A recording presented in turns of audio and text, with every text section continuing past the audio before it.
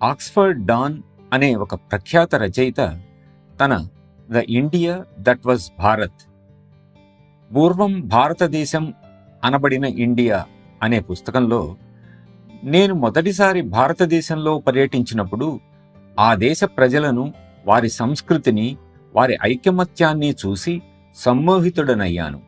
కానీ 25 సంవత్సరాల తరువాత మళ్ళీ వెళ్ళినప్పుడు నాకు భారతదేశమే కనిపించింది, భారతీయులెవరూ కనిపించలేదు.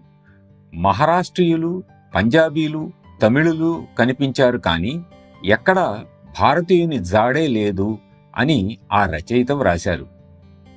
మనల్ని మనకంటే విదేశస్థులే నిశితంగా పరిశీలిస్తారు. అందుకే ఆధ్యాత్మికం యొక్క ఆవశ్యకత ఈ దేశంలో ఎంతో ఉందని అనిపించింది. ఎందుకంటే నన్ను చూసేవారికి నేను మెరుగ్గా కనపడాలంటే నాలో విశ్వప్రేమను పెంపొందింపజేసేది కావాలి.